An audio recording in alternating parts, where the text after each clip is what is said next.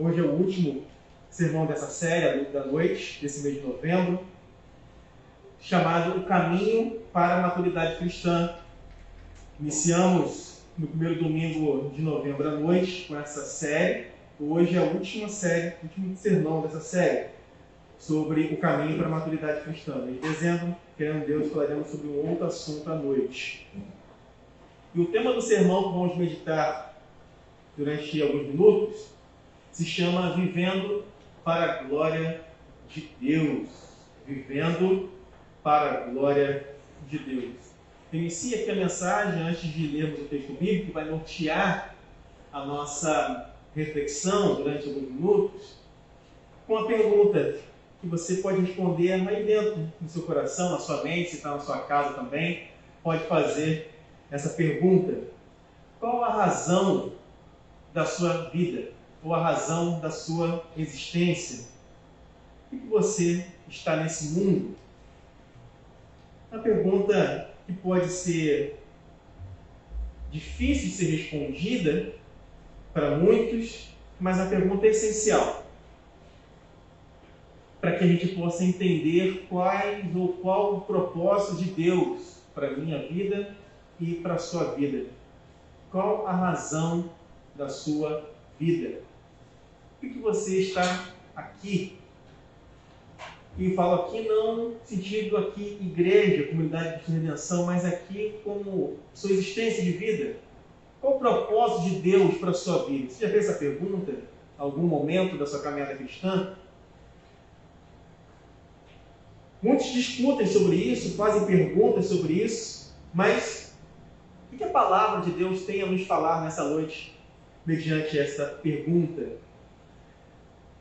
Quando a gente pensa nisso, a gente fica com alguns questionamentos. Por que um Deus Criador dos céus e da terra, um Deus todo-poderoso, que não possui nenhum tipo de fragilidade, um Deus que sustenta o universo com a sua destra fiel, um Deus que não tem nenhuma necessidade, como eu e você temos, que existe para todo sempre, Ele é eterno, Ele não foi criado igual a mim e a você e todas as coisas que existem. Deus é autoexistente, sempre existiu, de eternidade a eternidade, Ele é Deus. Um Deus que vive em total comunhão perfeita entre o Pai, o Filho e o Espírito Santo. E por que um Deus tão poderoso como esse decide criar o ser humano do pó da terra? E o texto que vai nortear essa temática sobre vivendo para a glória de Deus se encontra no livro do profeta Isaías, capítulo 43, versículo de número 7. O profeta Isaías, chamado de profeta messiânico, devido aos seus textos apontarem para as profecias messiânicas a respeito de Jesus. No capítulo 43, versículo de número 7, que diz assim: a todos os que são chamados pelo meu nome, e os que criei para a minha glória, eu os formei e também eu os fiz. Vou repetir. A todos os que são chamados pelo meu nome, e os que criei para a minha glória, eu os formei e também eu os fiz. Amém, irmãos? Deus, em sua eterna e ilimitada sabedoria, texto tão bonito, tão profundo, vai mostrar para nós aqui a razão, o motivo da nossa existência. Eu e você fomos criados para vivermos para a glória de Deus, irmãos. E só encontramos sentido de existência, de vida, e encontramos o propósito de Deus para as nossas vidas quando entendemos para o qual e para o que nós fomos criados. Então, esse Deus eterno, de limitada sabedoria, munido da companhia do Filho e do Espírito Santo, criou a raça humana, criou o ser humano para um propósito claro e definido. Qual? Glorificá-lo. E a razão primeira do ser humano, da sua existência, é glorificar Deus. nós precisamos exaltar a Deus e glorificar a Deus. Não é apenas dizer isso por meio de palavras ou dar glórias a Deus. É através da nossa vida, nosso testemunho, do amor que nós demonstramos à luz que temos pela sua palavra e a obediência que temos a essa palavra. Fomos criados para a glória de Deus, ou seja, fomos criados para cumprir a missão que Deus deu para que eu e você viéssemos a cumprir. E que missão foi essa? Pregar a mensagem do Evangelho e fazer discípulos. Quando eu e você não pregamos a mensagem do Evangelho, não fazemos discípulos, estamos fora do propósito eterno de Deus, que é glorificá-lo. Deus nos chama com sua graça e bondade para que venhamos a pregar essa mensagem de salvação, de arrependimento e fazer discípulos. Quando a igreja de Cristo não faz discípulos, ela está deixando a desejar com o propósito que Deus a chamou para fazer. É isso que vai nos dar sentido. É isso que vai fazer que eu e você vivamos para a glória de Deus. Se as pessoas souberem, e muitos cristãos soubessem disso, o privilégio que é falar da graça de Deus, da sua palavra, fazer discípulos, viver a missão que Deus nos deu para vivermos, provavelmente, muitos dos nossos dilemas, sejam eles materiais, emocionais ou espirituais, seriam diminuídos em grande escala. Mas quando nós perdemos o foco daquilo que Deus deseja que nós façamos, ficamos sem direção, ficamos sem rumo, ou a nossa vida se reduz a somente aquilo que é visível aos nossos olhos e perdemos a noção da eternidade. Ficamos com nossos olhos fixos e presos naquilo que é passageiro e não nas coisas que são eternas e espirituais. O desejo então nessa noite é que o meu coração, o seu coração, daqueles que estão nos ouvindo, arda na presença de Deus. Um desejo enorme que glorifiquemos ao Senhor por meio das nossas vidas e vivamos para a sua glória. Amém? Eu quero falar aqui sobre três atitudes para alguém que deseja viver para a glória de Deus. E a primeira atitude é apresentar-se como um instrumento nas mãos do Senhor. Apresentar-se como um instrumento nas mãos do Senhor. Aí eu quero que você abra a sua Bíblia na carta do apóstolo Paulo aos Colossenses, capítulo 1. Carta do apóstolo Paulo aos Colossenses, dá um salto agora para o Novo Testamento. Colossenses 1, versículo 1.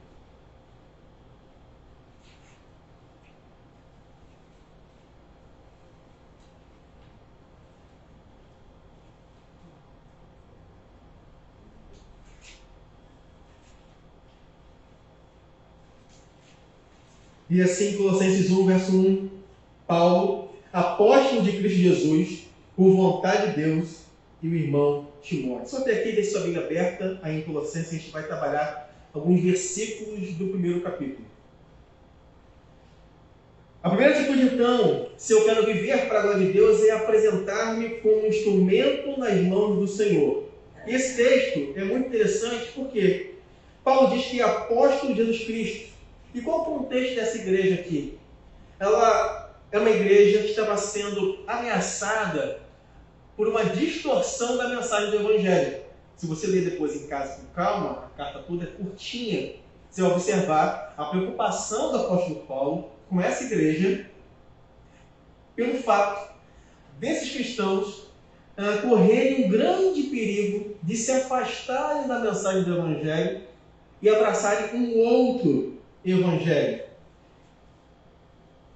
Diante dessa falta de instrução, o apóstolo Paulo estabelece suas credenciais nessa saudação inicial à igreja.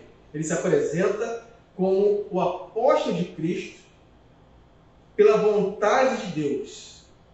Interessante isso aqui, porque essa credencial que o apóstolo Paulo usa, ele vai fazer essa mesma afirmação, essas mesmas instruções em outras cartas, em outros momentos.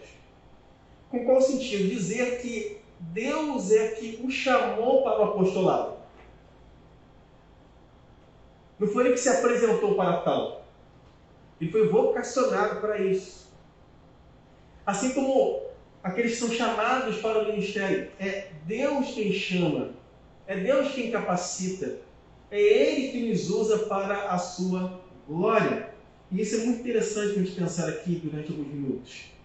Embora o apóstolo Paulo não fosse conhecido pessoalmente pelos irmãos dessa cidade, porque Paulo não fundou essa igreja, foi Epáfras, provavelmente, o ponto aqui é que ele se apresenta a essa igreja dizendo o nome de um irmão muito importante dessa igreja, que foi quem? Timóteo.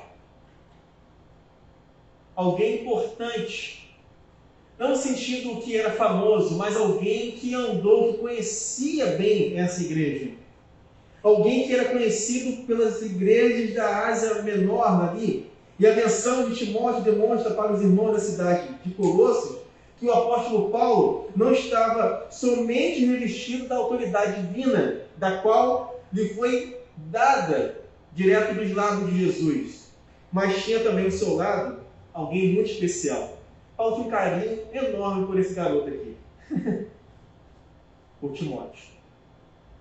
Não é à toa que ele vai escrever 2 cartas pastorais com muito carinho, de exortação, de orientação, de instrução para esse jovem pastor, do qual ele discipulou.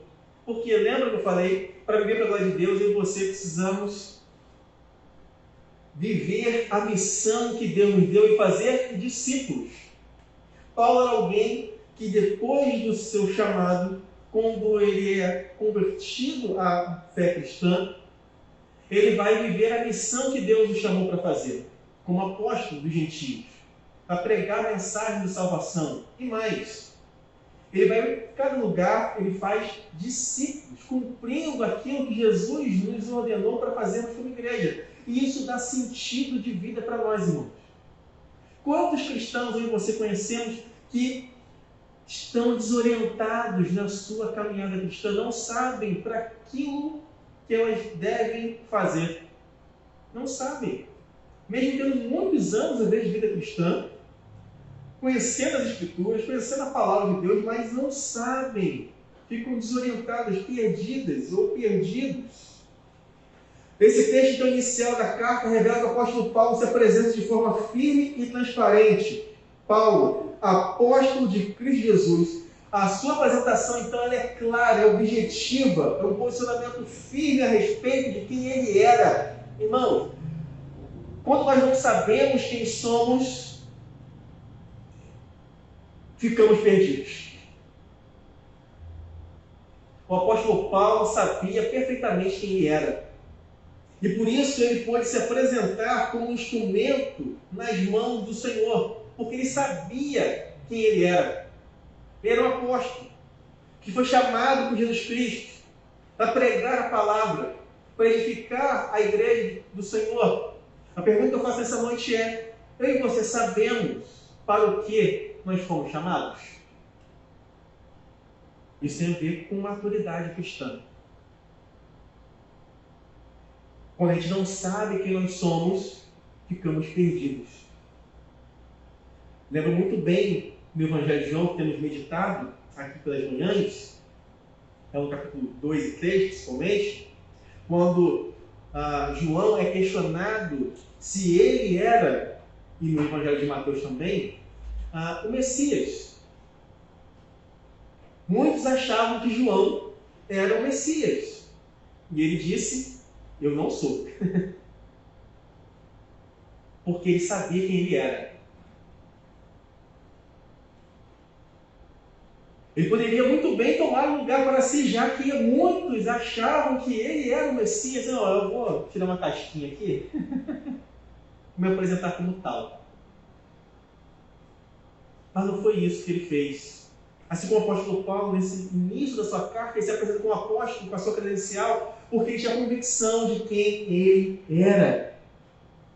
Ele tinha em mente trazer uma palavra de orientação, precisava se posicionar naquela igreja, aqueles irmãos, de maneira apropriada, como instrumento nas mãos de Deus. O Evangelho de Cristo, irmãos, nos convida a assumirmos uma postura correta diante de Deus, mas também diante dos homens. Amém, irmãos? Amém. Quem eu e você somos diante de Deus e diante dos homens? Você sabe qual é o teu chamado? Sabe para aquilo que o Senhor o chamou para realizar? É pergunta importante. E se você não souber, você vai andar em círculos a sua vida cristã. Sua vida não vai ser frutífera. E você vai andar de um lado para o outro, sendo levado para um lado para o outro, completamente desorientado. O exemplo de Paulo aqui precisa ser seguido por nós. Ele sabia quem ele era. Ele era um apóstolo. Ele se apresenta assim: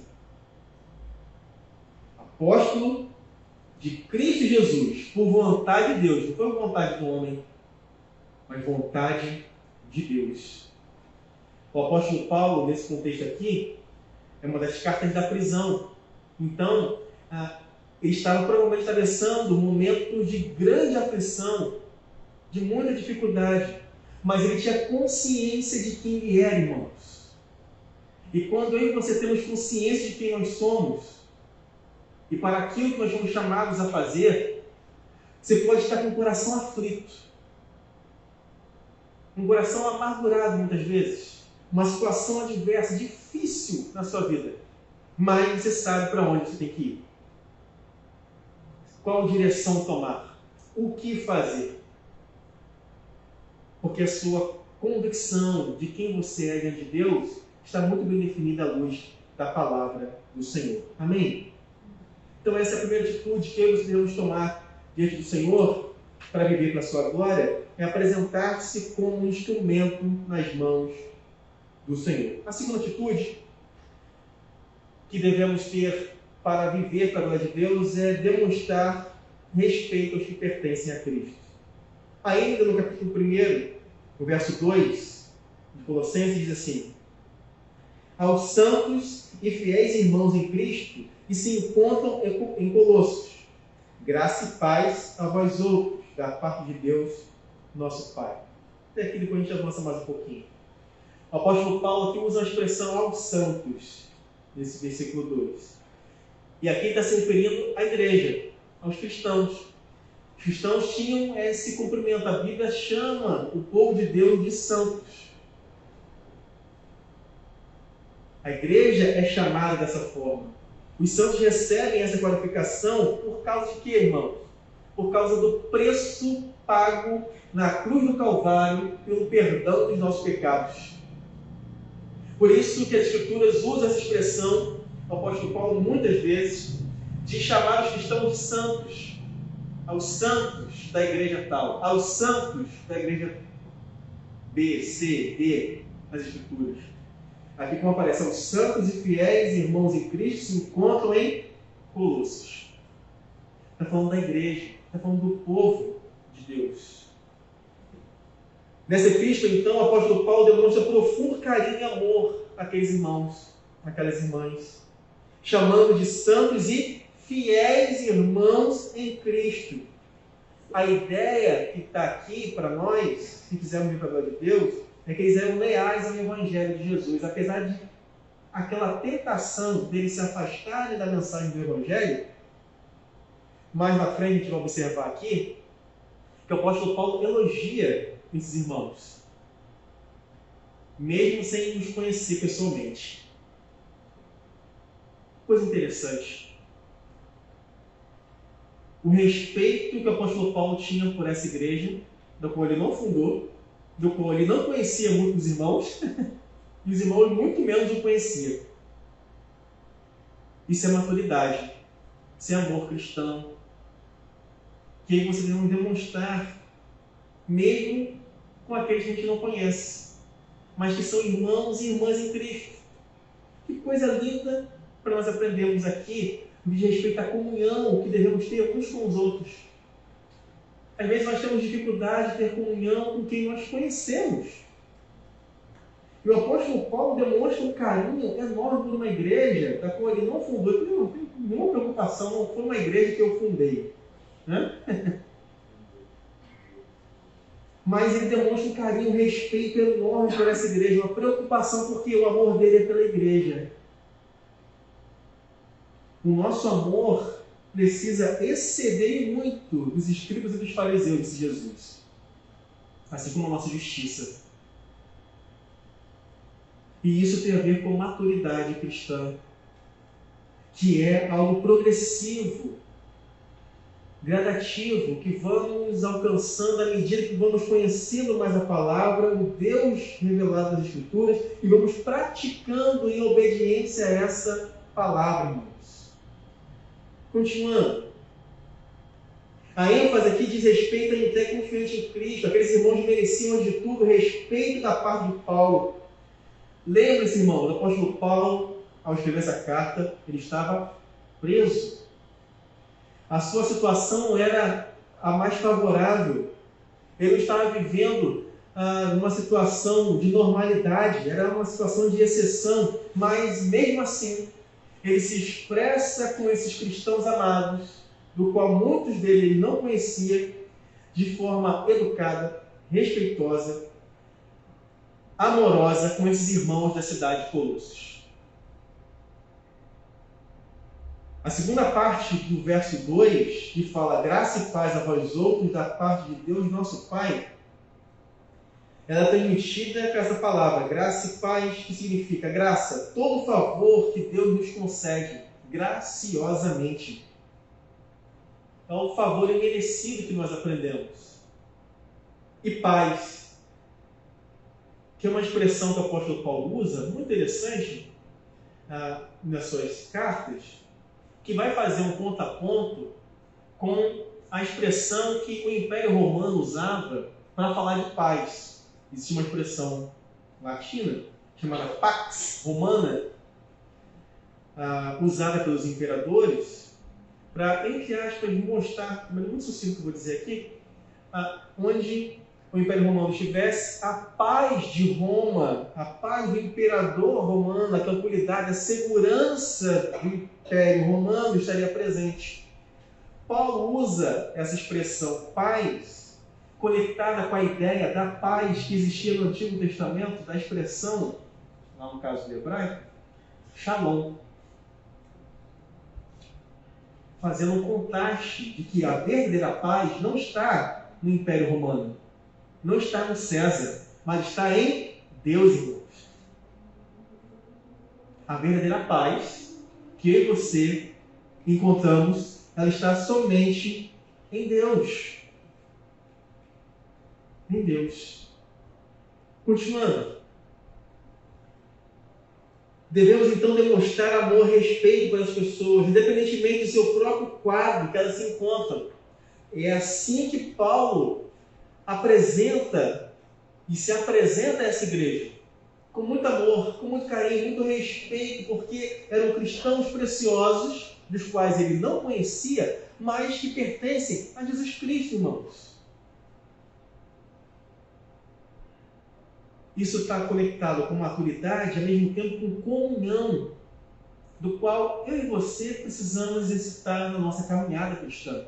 Comunhão uns com os outros, com quem conhecemos, que fazem parte da família cristã, e também com quem nós não conhecemos, mas que são cristãos amados, que foram também salvos e remidos pelo sangue do Cordeiro. Amém, irmãos?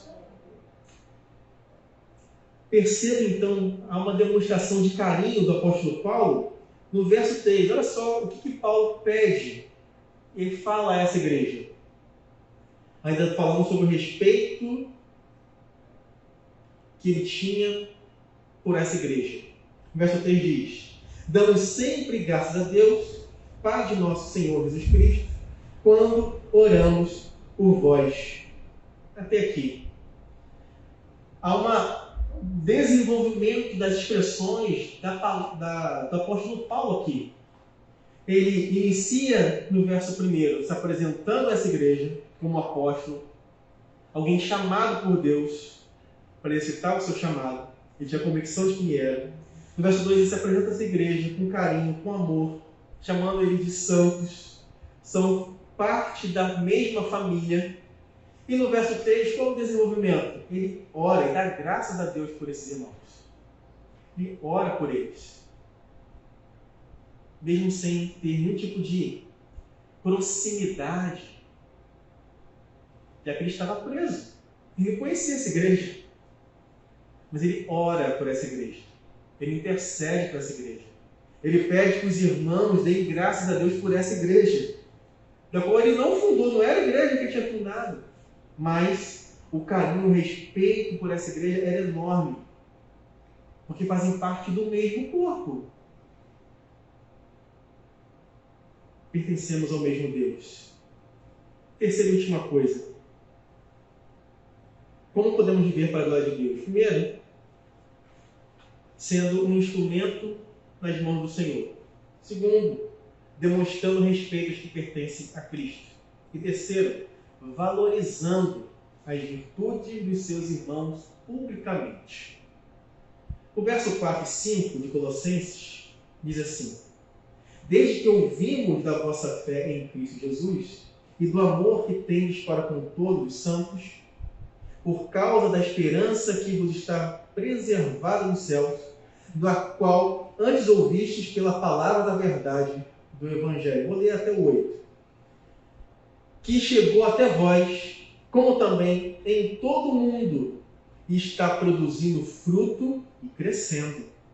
Tal acontece entre vós, desde o dia em que ouvistes e entendestes a graça de Deus na verdade, segundo fostes instruídos por Epáfras, nosso amado conservo, e quanto a vós outros, fiel ministro de Cristo, o qual também nos relatou do vosso amor no Espírito. Nessa saudação, irmãos, fica evidente, nas palavras de Paulo, a sua atitude de destacar aquilo que eles tinham de melhor. Paulo já tinha chamado eles de santos e fiéis irmãos em Cristo no verso 2. E agora ele destaca 3 marcas: fé em Cristo, amor e esperança dessa igreja.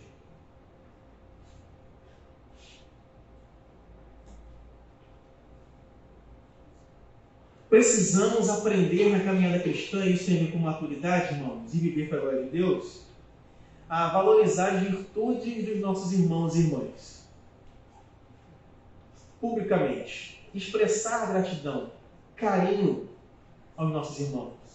É o que a Bíblia chama de dar honra às pessoas. Honrar os nossos irmãos. Honrar as nossas irmãs. Que muitas vezes se dedicam incansavelmente em N coisas na casa do Senhor.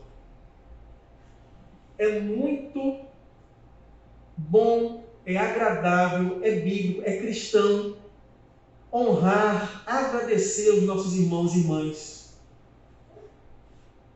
Não para a exaltação deles ou dele ou dela, não, irmãos, em forma de gratidão. Não é bom quando eu e você ouvimos palavras de incentivo, de encorajamento, quando alguém diz para você assim: poxa, meus parabéns por esse trabalho que você fez. Continue assim, Deus continue te abençoando dessa forma. Isso encoraja, isso motiva a gente a permanecer, a insistir, a lutar, mesmo às vezes passando uma situação difícil, que às vezes a pessoa nem sabe. Mas vem alguém assim, fala: meu irmão, louvado seja Deus pela sua vida. Por esse trabalho que você tem feito. Como eu sou grato a Deus pela sua vida, pelo seu testemunho, pela palavra que você deu, pela oração, no dia que você me visitou, no dia que você orou junto comigo, no dia que você esteve num momento difícil da minha vida. Meu Deus, que coisa boa. Como você pinta uma parede, varre um chão, não sei, como você dá, agradece, honra as pessoas. Isso é muito agradável diante de Deus, diante dos homens. E precisamos, como corpo de Cristo, aprendermos a fazer isso. Porque é importante, isso encoraja. Isso motiva as pessoas a permanecerem. E Paulo está fazendo isso, elogiando essa igreja da qual ele não conhecia, ele sabia apenas pelo relatório de Epáfras. Fiel conservo, que passava o relatório da igreja. Aí você pensa assim, rapidamente aqui, irmãos, e a gente aprende isso nas Escrituras. O apóstolo Paulo, no capítulo 15 e 16, da carta aos Romanos, é um capítulo final, para você ler com calma, onde ele agradece diversas pessoas, irmãos.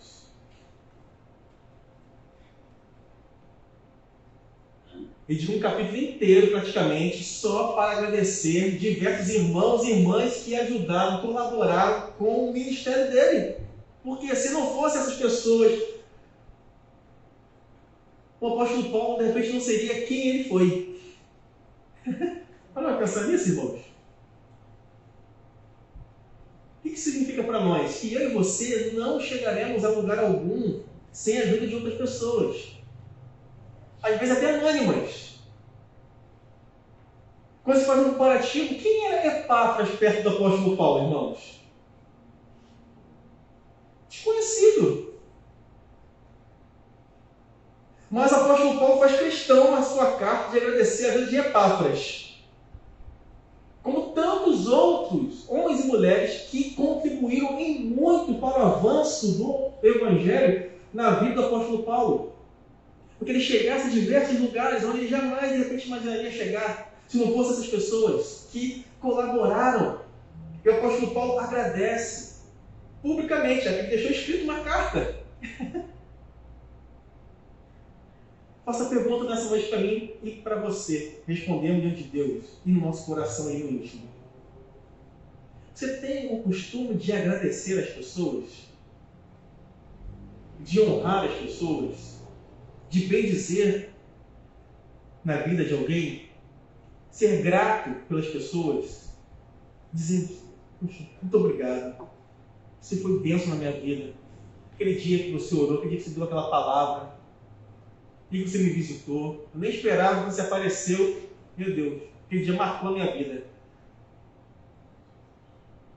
E são coisas importantes, irmãos, que eu e você precisamos fazer, assim como o apóstolo Paulo nos ensina nessa carta.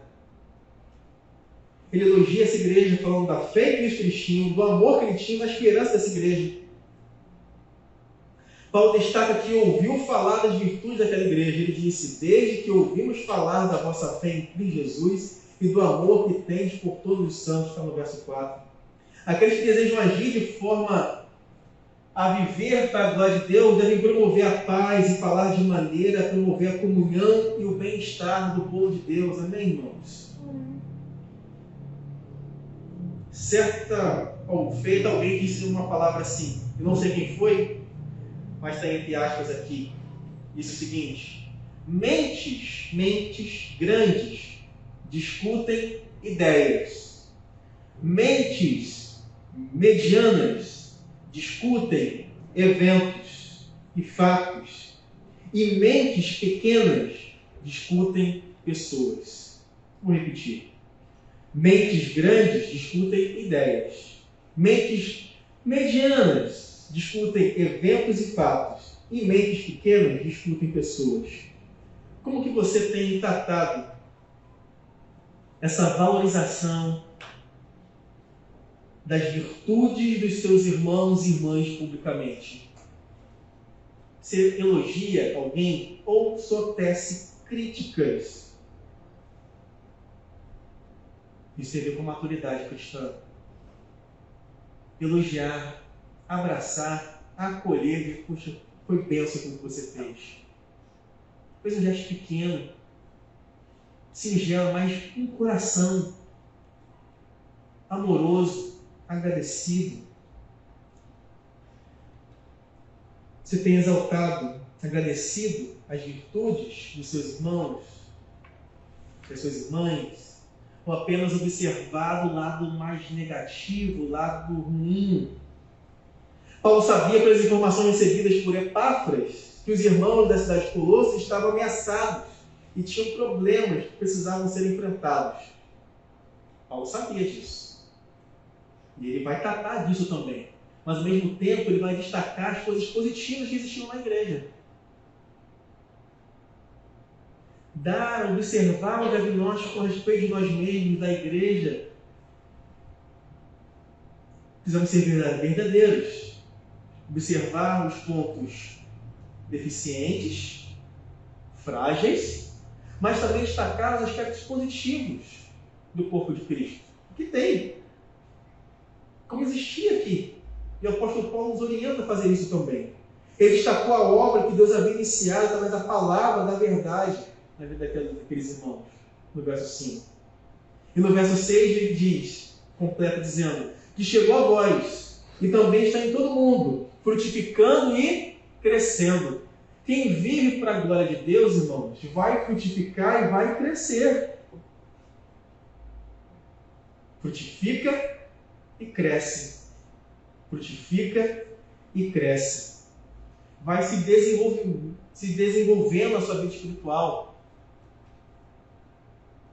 Paulo pode destacar as virtudes desses irmãos de forma geral, caminhando para o final. Reconhece em particular Epáfras como alguém abençoado. Ele faz isso publicamente, ele diz, como aprendestes com Epáfras, nosso amado conservo, fiel ministro de Cristo em nosso favor. E também diz, no verso 8, nos contou do amor que tens no Espírito. As virtudes de Epáfras aqui foram destacadas para a sua comunidade de fé. Perceba então a dimensão desse carinho que o apóstolo Paulo tinha com uma igreja que ele não fundou, com muitos irmãos que ele não conhecia, que ele estava preso e não visitou essa igreja, mas ele é capaz, mesmo assim, de elogiar esses irmãos, essa igreja, a vida de Epáfras, em que andou com ele, em que discipulou. Paulo era capaz de elogiar diversas pessoas na igreja, mesmo que ele tinha a capacidade de exortar, de chamar a atenção, de corrigir, ele também tinha esse coração pastoral de elogiar, dizer que aquela pessoa era bênção. Volto a dizer, Paulo escreve um capítulo praticamente inteiro de Romanos, no final, 16, só para elogiar diversas pessoas que ajudaram na sua caminhada cristã. Isso faz bem para a gente. Receber um elogio, um carinho, um afago. Não sente bem, irmão, quando você é elogiado? Não é para ser exaltado, não. Ser saudável, saúde emocional para a gente, irmãos. Paulo faz isso nas suas cartas para a igreja. Ele elogia, irmãos, pessoas, porque nós somos feitos de carne e osso. Precisamos de elogio, de carinho, de afeto, de atenção, de amor. Isso tem a ver com maturidade cristã. Termino dizendo o seguinte. Nessa terceira atitude última que nós acabamos de falar aqui. Para que eu e você vivamos pela glória de Deus, é preciso valorizarmos as virtudes, as qualidades dos nossos irmãos como igreja. Creia que eu e você estamos nesse mundo para vivermos pela glória de Deus. Amém? Feche seus olhos. Vamos orar, irmãos.